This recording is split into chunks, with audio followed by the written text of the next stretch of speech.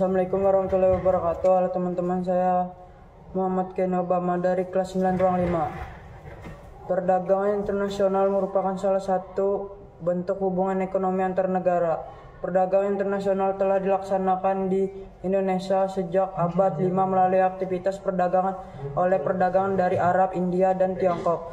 Barang-barang yang diperjualbelikan antara lain rempah-rempah, keramik, kain sutra, dan bahan makanan. Masyarakat Indonesia juga melakukan perdagangan dengan perdagangan Eropa pada abad 16 dengan rempah-rempah sebagai komoditas. Aku akan menjelaskan tentang benua Asia. Benua Asia merupakan wilayah yang terbentang dari Samudra Hindia hingga Samudra Arktika dan dari Samudra Pasifik hingga Pegunungan Ural. Berapa luas benua Asia? Secara umum, luas benua Asia terdiri dari luas daratan termasuk di dalamnya beberapa kepulauan dan luas perairan yang terdiri dari beberapa wilayah samudra. Luas benua Asia. Benua Asia merupakan benua terbesar di dunia. Adapun daratan benua Asia terbentang dari daratan Afrika hingga Eurasia, Eropa, Asia, serta dari terusan Zeus, Pegunungan Ural, dan Pegunungan Kaukasus. Sementara area perairan, terdapat 3 perairan samudra luas, yaitu Samudra Hindia, Samudra Pasifik, dan Samudra Arktik. Letak benua Asia. Letak benua Asia bisa dikategorikan dengan letak astronomik dan letak geografisnya. Assalamualaikum warahmatullahi wabarakatuh. Halo teman-teman, perkenalkan, my name is Muhammad Farah Saputra dari kelas 9 ruang 5. Do you know what current development? Perkembangan zaman merupakan konsep ekonomi menjadi semakin berkembang, sehingga sudah banyak orang yang mulai melakukan kegiatan ekonomi. Bahkan dewasa ini sudah banyak anak muda yang terjun ke dalam dunia ekonomi. Selain itu, konsep ekonomi semakin berkembang juga disebabkan adanya perkembangan teknologi yang semakin lama semakin modern. Dengan teknologi yang semakin berkembang itu, kita bisa melakukan kegiatan ekonomi hanya dari handphone atau laptop saja. Perpaduan antara anak muda yang terjun ke dunia ekonomi dan penggunaan teknologi dengan maksimal akan menghasilkan konsep ekonomi yang semakin modern. Terlebih lagi, anak muda bisa dibilang cukup pandai dalam menggunakan teknologi. Selain itu, untuk melakukan kegiatan ekonomi. Hello, my name is Muhammad Sujinepoi. Can call Fauci. Indonesia is the largest archipelago in the world. Indonesia berbatasan dengan Malaysia di sebelah utara, di sebelah selatan berbatasan dengan Samudra Hindia, di sebelah timur berbatasan dengan Papua Nugini, dan sebelah barat berbatasan dengan Samudra Hindia. Dan Indonesia memiliki beribu kota di Jakarta. Secara geografis, negara Indonesia terletak di antara 2 benua, serta 2 samudra. Kedua benua tersebut yaitu benua Asia dan Australia. Negara Indonesia juga terletak pada antara 2 samudra yang terdiri dari Samudra Hindia dan juga Samudra Pasifik.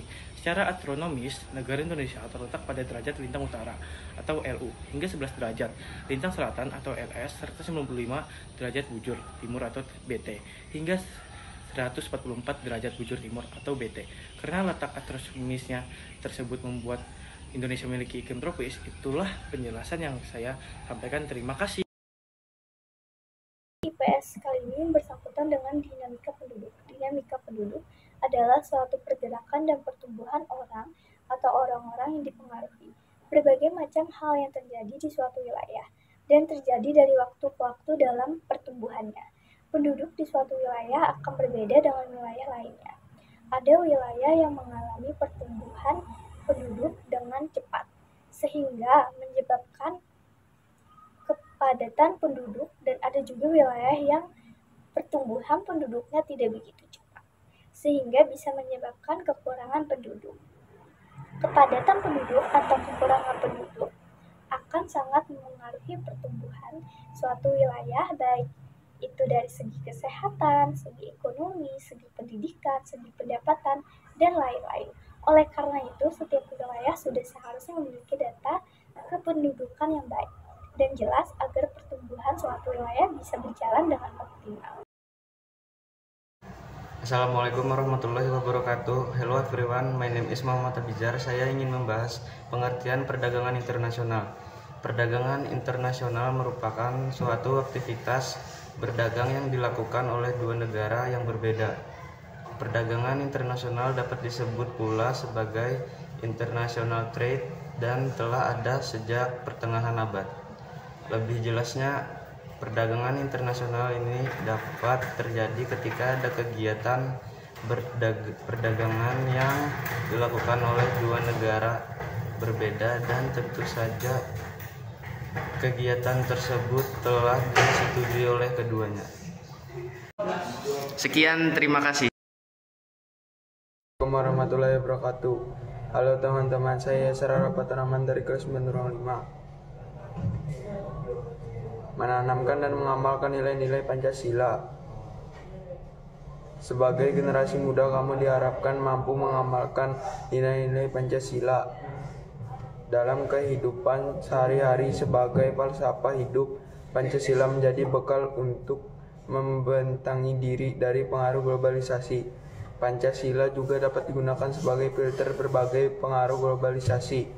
Artinya, segala sesuatu yang tidak sesuai dengan nilai-nilai Pancasila harus dijauhi agar tidak melunturkan identitas bangsa dan berlandaskan pada nilai-nilai Pancasila.